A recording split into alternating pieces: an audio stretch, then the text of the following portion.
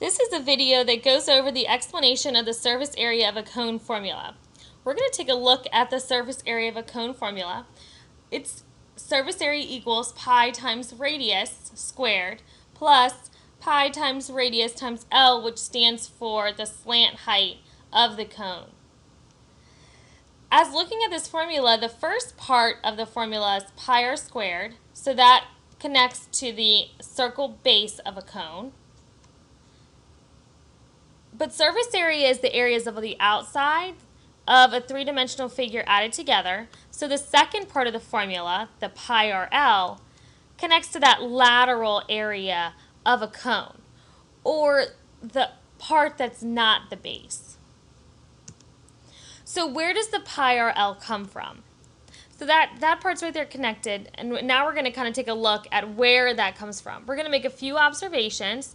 The first observation we're going to make is that the outside of the base, which is a circle, and the distance on the bottom of that lateral piece are equivalent. And so by looking at the outside, which is the circumference formula, we have 2 pi r. And that also connects to that bottom piece. That's also 2 pi r, since they're exactly the same. So that's the first observation that we're going to make. The second observation that we're making is that the piece that's the lateral, or that outside part of the cone that's not a circle, is really a smaller piece of a larger circle. And so you'll see that the slant height's right there.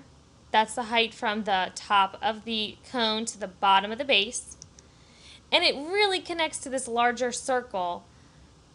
It's really just a section of it.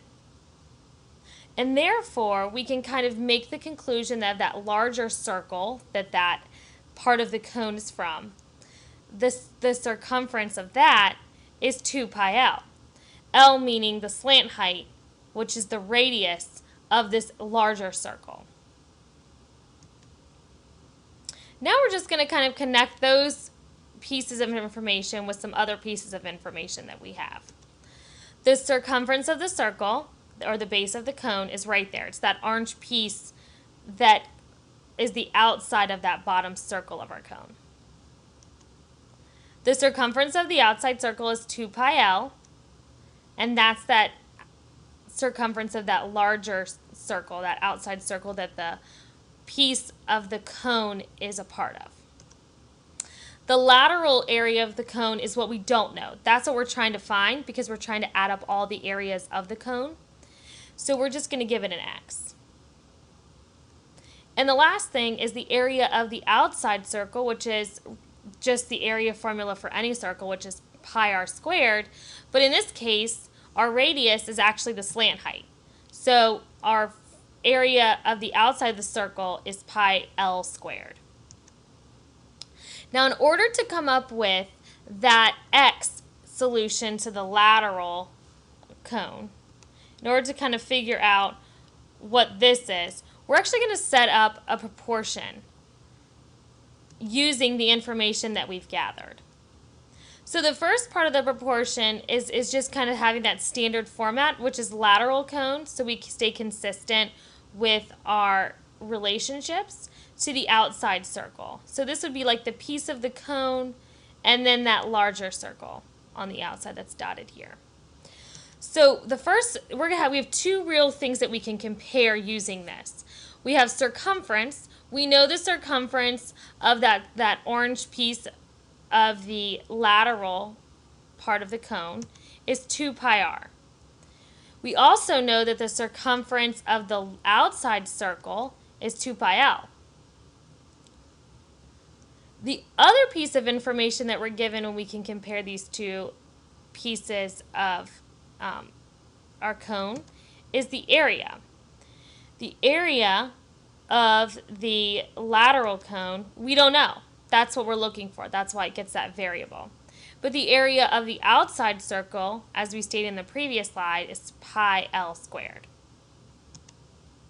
So we can actually use our information to solve for what this piece right here is. Now you can tell by looking over top here and here that both of these have 2 pi over 2 pi, which simplify to 1. So we don't really need that information.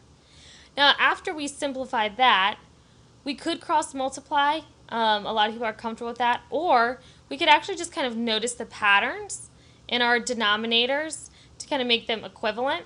So this here is an L, which is our slant height, and the other side is pi L squared. So we could actually multiply this fraction, the numerator and the denominator, by pi times L. And we could do that here too, pi times L. Then we would have pi RL, just a little bit of commutative property, switching some things around, over pi, and L times L would be L squared.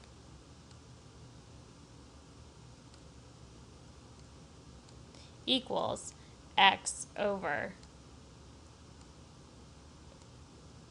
pi L squared. And so now that ours have the same denominators in each of these ratios, the numerators must also be equivalent. So therefore, x equals pi R L, which is ding, ding, ding, ding, what we've been looking for.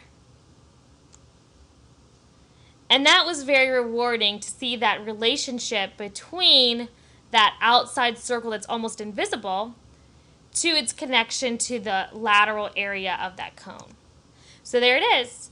There's our formula for a base, and there's that lateral formula. I hope that helped, and I enjoyed making this video to see the understanding of where that pi RL came from. Thank you so much for watching.